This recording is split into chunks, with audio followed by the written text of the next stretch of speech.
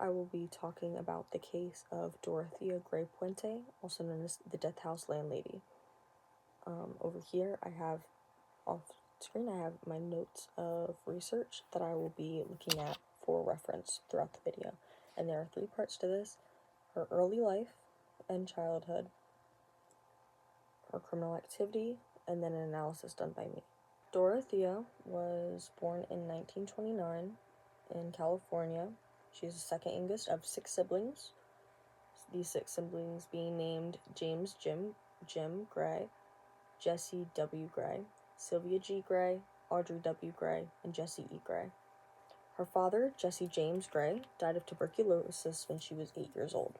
Her mother, Trudy May Gray, was an alcoholic and was said to abuse her daily and died in a motorcycle accident a year after her father's death.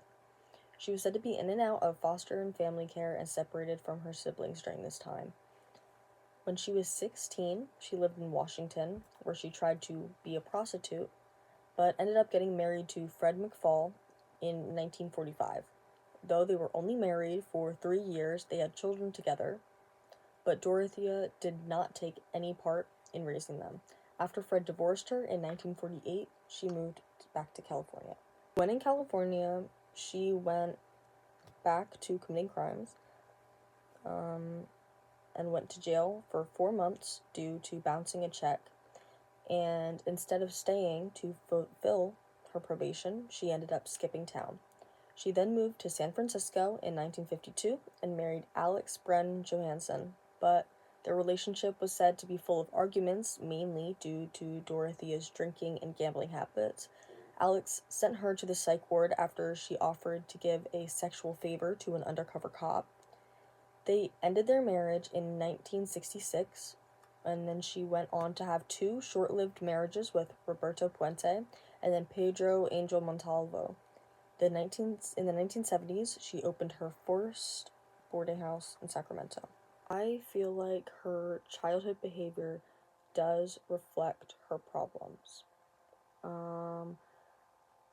She had a very adverse childhood. She had a poor home life. It was unstable, mentally and physically abusive towards her, and her frequent run-ins with the law tracks with that her behavior will only escalate going farther into her adult life. Regarding mental illness, she was labeled as schizophrenic in 1982 and is said to have no remorse or regret and should be closely monitored. As seen on the trial after the murders, she was labeled as a serial liar. It is unknown how many kids she actually has because she constantly changed the number when asked. She forged letters from her victims to cover up her crimes. She claimed on the stand and in interviews to know rich and powerful people, and she even told a reporter that she herself was a Rockette. Now we will move on to part 2. These are some crimes she has committed prior to the murders.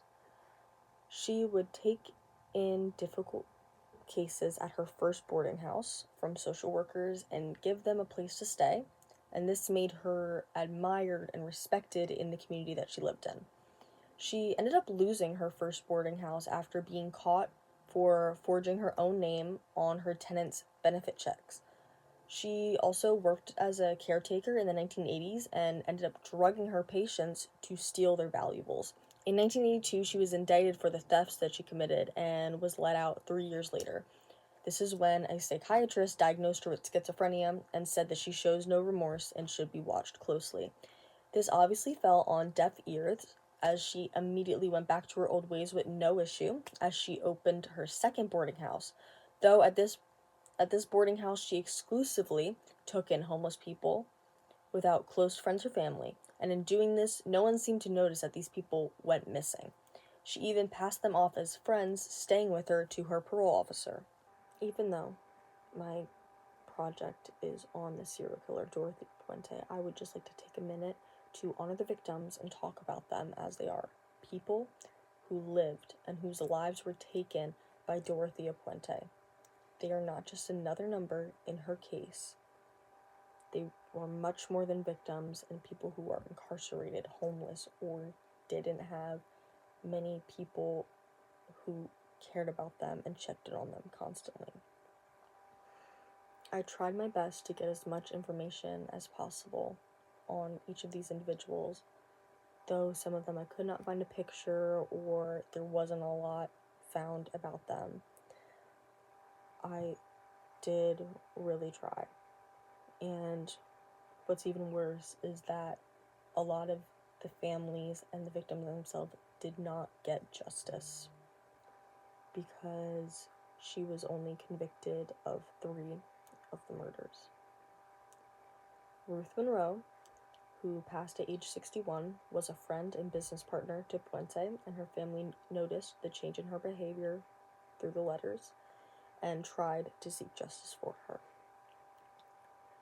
Everson Gill Gilmore, who passed at age 77, was a pen pal and moved to Puente and moved to California from Oregon just to marry her. He was an expert woodcarver and was seen to always be wearing a silver watch. His family also took notice of the change in his behaviors through his letters and was concerned for him, even though Puente threw them off the trail through the convincing letters. Dorothy Miller, age 64, was an Army veteran. Benjamin Ben Fink, who passed at age 55, was a former sailor who suffered from health issues like pneumonia and had mobility problems due to a car accident which caused him to use a cane as a mobility aid. He was also a suffering alcoholic who would often eat meals with the other boarders but would mainly keep to himself, though it was said that he made everyone laugh a lot. And the jury did convict her of his murder. Leona Carpenter, who passed at age 78, and I sadly don't have a picture for her.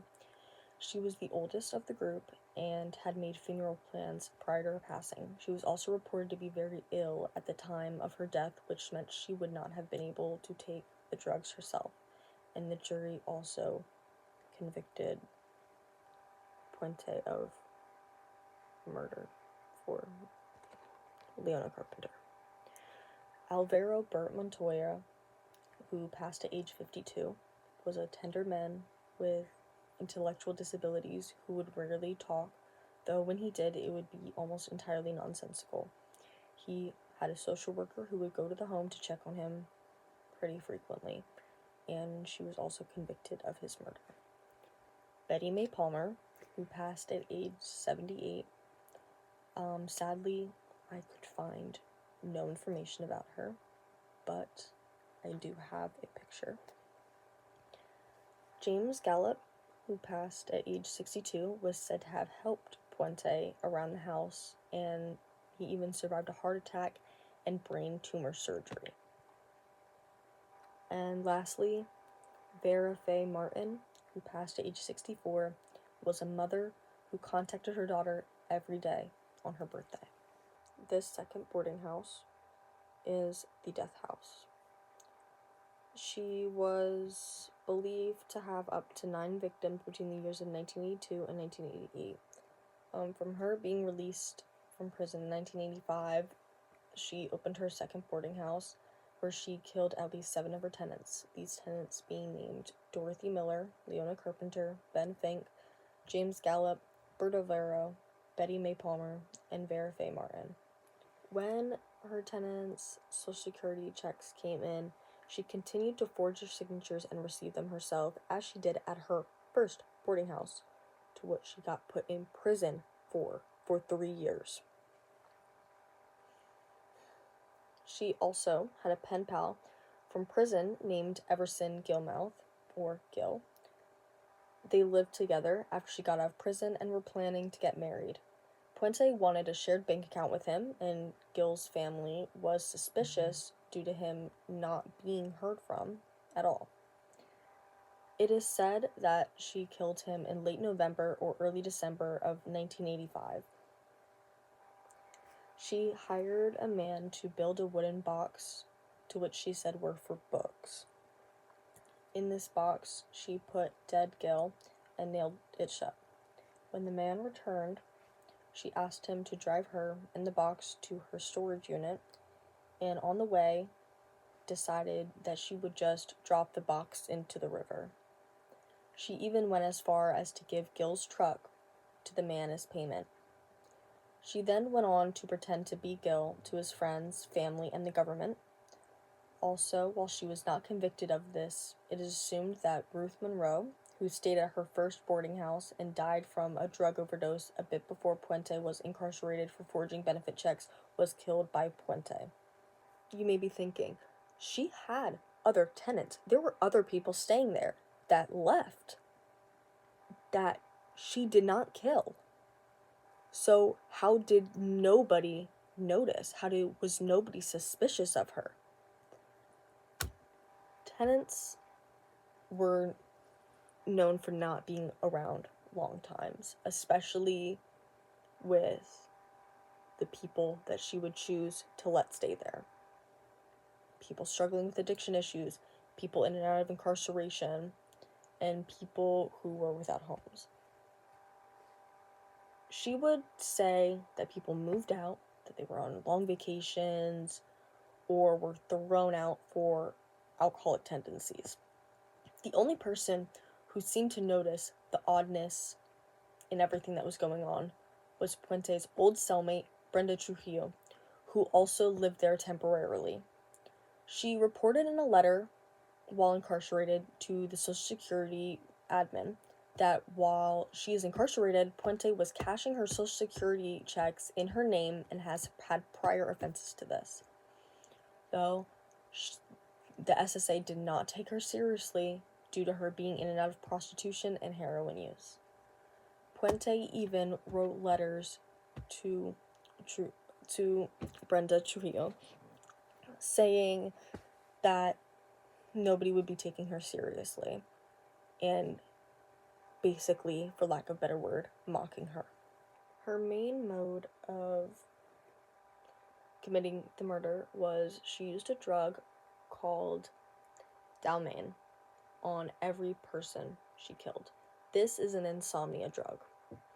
It is not known whether the tenants were killed from this drug alone or if she suffocated them after sedating them. Majority of the time, she left them upstairs to die slowly from the drugs or prepared to bury them by wrapping their bodies in sheets or tarps while waiting for a good time to move them outside to bury them.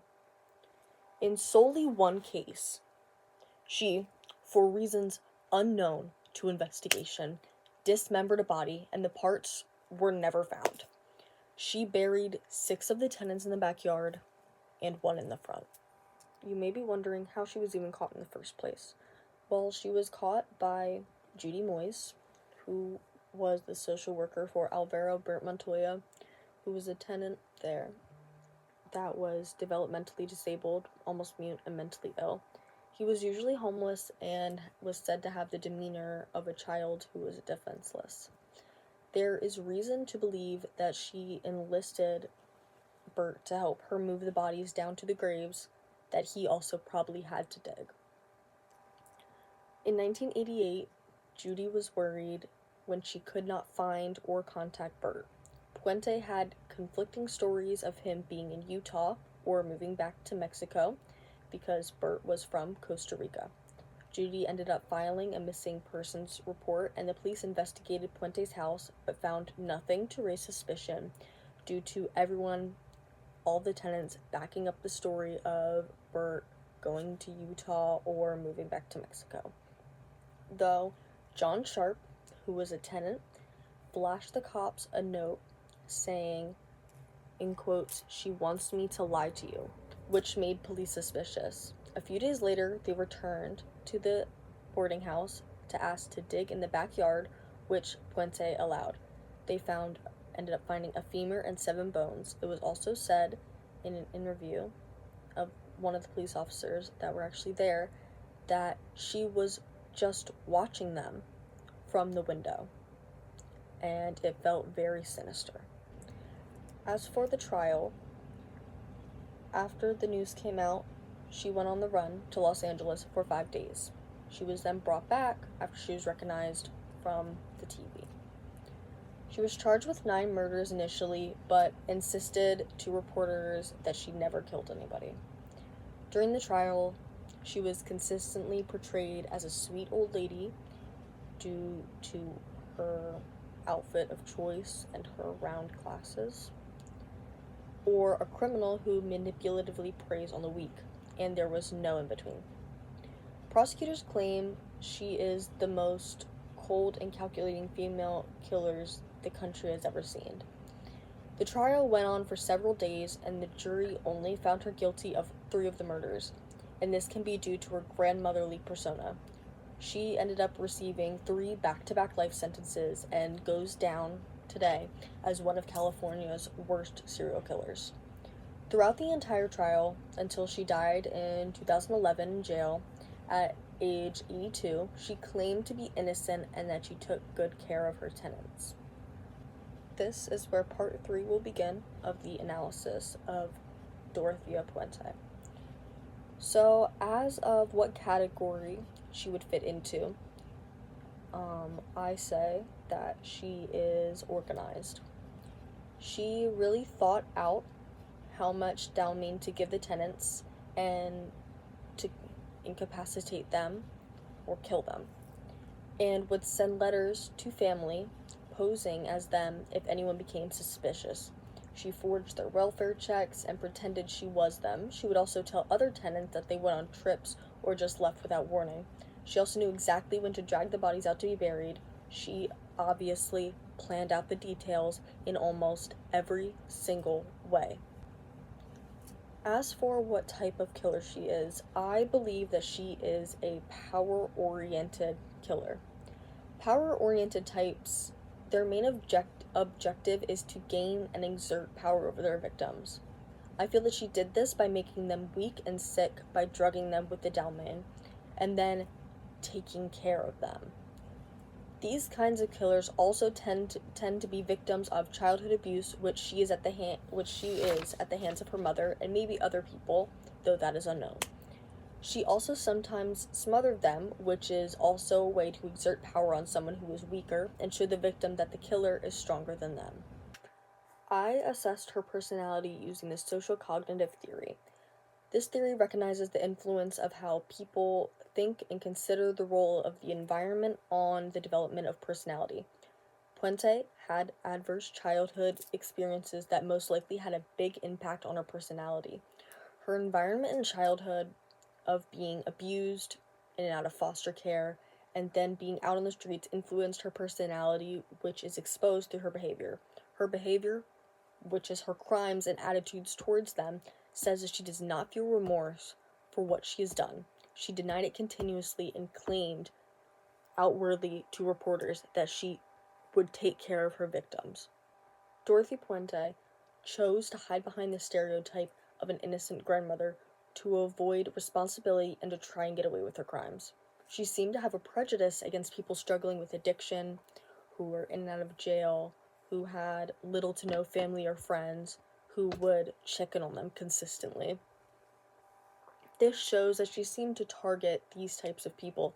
Her implicit attitude that could be seen by her constantly claiming to be innocent and that she would care for these people shows that she holds no remorse or regret for what she's done. She showed constant antisocial behaviors such as gambling joint money away, forging and stealing check benefits of tenants, alcoholism, and obviously murder. Tenants who lived there and allegedly helped assist her, Montoya, developed groupthink.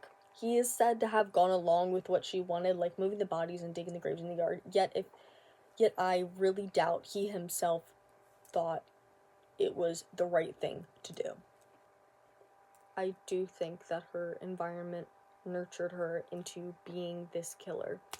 She was exposed to an unstable and violent environment that had her way of escaping the constant move around by going to prostitution and committing crimes like forging checks that other people were receiving. She seemed to also have a high emotional intelligence, in that she had control over her emotions and which ones to express to benefit her. She knowingly gave off the impression that she's innocent and played on people's soft spot of their grandparents, especially in the way that she was dressed during the trial, with her white hair, round glasses, and the kind of thing you think grandmother would be wearing. The nature of her actions and the way of thinking to do this could be in her children's nature. She does have children, even though she abandoned them, so it would be important for them to be in good environments so the mental issues passed down, presumably from her, do not develop further. Though there were many eyewitnesses in this case, over 130 to be exact, she was only indicted for 3 out of the 9 murders. Eyewitnesses, while being utilized consistently in trials, are not the most reliable due to their recall not being the best, and they could be led with misinformation, whether it is intended or accidental, through the questioning on the stand. She could also have used her observational learning skills to take into account how Nanny Doss, known as the giggling granny killer, acted and presented herself due to her being seen as an innocent and sweet old lady, though she was a heartless killer. This would also make sense as Doss's crimes and trial came before Puente was caught. What Dorothea Puente did was heartless and horrible, to say the least. And the fact that she basically got away with it, with majority of it, and was only indicted for 3 out of the 9 murders, is really heartbreaking. But it goes to show how important not stereotyping people is. Because she was stereotyped as a innocent grandmother who was just helping out the community. And obviously, that is the least, that, and she was not even close to that. And this tends to happen a lot with women killers and criminals, especially because women are seen from society as victims 9 out of 10 times. And I think it is really important to educate and spread and shed light on female crimes and the crimes that they commit, because I don't think that whether you're a man or a woman, you should be killing people or committing heinous crimes. And as a society, the thought process of a woman constantly being a victim and not being capable or strong enough to commit these disgusting acts is harmful to everyone in the situation.